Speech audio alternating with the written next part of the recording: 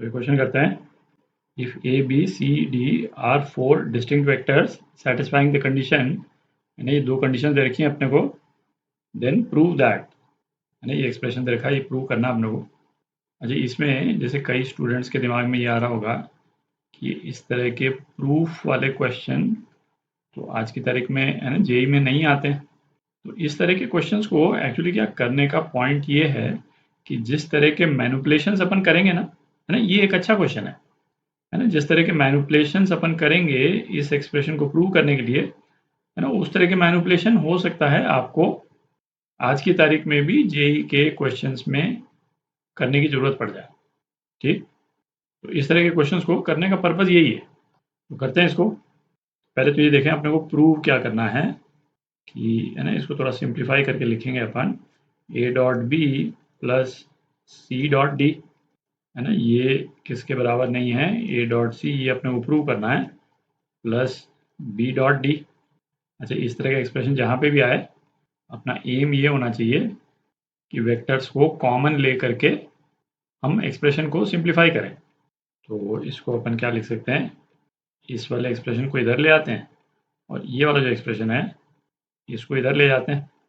तो इसको अपन क्या लिख सकते हैं, A dot B minus A dot C, ये should not be equal to B dot D minus C dot D. तो ये क्या हो गया, ए डॉट ना, कॉमन तो अपन ले ही सकते हैं इस तरह से, ये अपन ने कॉमन ले लिया, is not equal to B minus C dot D. ठीक, तो ये है ना, दोनों तरफ ये कॉमन टर्म आ गई, तो इस टर्म को लेफ्ट हैंड साइड में ले जाकर कॉमन ले लेते हैं। तो क्या आ जाएगा अपने पास में, A minus D dot B minus C, ये 0 के बराबर नहीं होना चाहिए। अच्छा, 0 कब होगा, है ना, 0 केवल एक केस में होगा, जब ये दोनों जो वेक्टर्स हैं, है ना, ए माइनस डी वेक्टर और बी माइनस सी वेक्टर आपस में म्यूचुअली परपेंडिकुलर हो।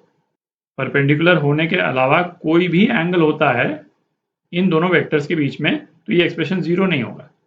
तो अपन यदि ये प्रूव कर दें कि ये वाले जो दोनों वेक्टर्स हैं, है ना, इसको मैं लिखना चाहूँ तो मैं लिख देता हूँ, है ना, जैसे ये वेक्टर u वेक्टर v, ये वेक्टर u और v आपस में परपेंडिकुलर नहीं है, बस इतना प्रूव करना है अपने को।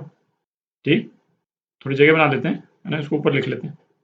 तो अब ये जो 2 एक्सप्रेशन दे रखे हैं, है ना, इनको मैनिपुलेट करते हैं अपन।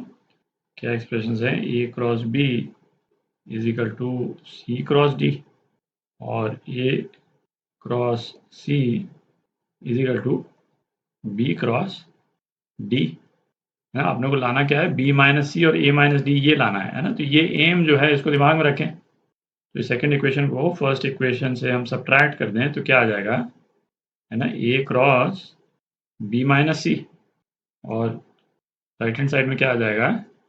अच्छा, वेक्टर प्रोडक्ट है तो ध्यान रखेंगे अपन, इसमें ऑर्डर इंपॉर्टेंट है, ऑर्डर जब भी हम चेंज करेंगे तो साइन चेंज हो जाएगा, उसका ध्यान रखें अपन।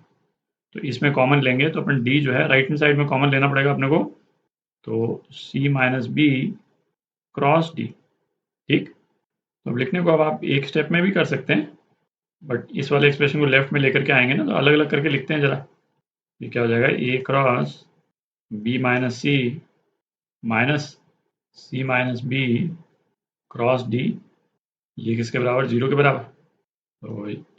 तो ये क्या हो गया, A cross B minus C plus, है ना, इसका ऑर्डर चेंज कर देते हैं इसलिए प्लस लगाया यहाँ पे, डी क्रॉस सी माइनस बी।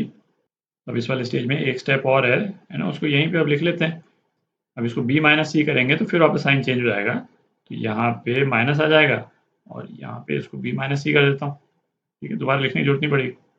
अब हम कॉमन ले सकते हैं, अब हम कॉमन ले लें तो क्या आ जाएगा, A minus D cross B minus C is equal to 0। तो इसका मतलब क्या हो गया, ये वाला वेक्टर वेक्टर u और ये वाला वेक्टर वेक्टर v, इन दोनों के बीच का एंगल थीटा, ये क्या है भाई, ये एंगल तो 0 हो गया ना। और हमको क्या प्रूव करना था कि इन दोनों वेक्टर्स के बीच में u और v के बीच में एंगल जो है वो 90 डिग्री नहीं होना चाहिए बस। ठीक, तो अपने पास में क्या एंगल आया, एंगल 0 जो 90 डिग्री नहीं है, तो हेंस प्रूव, है ना, ये एक्सप्रेशन जो है ट्रू है, हेंस प्रूव।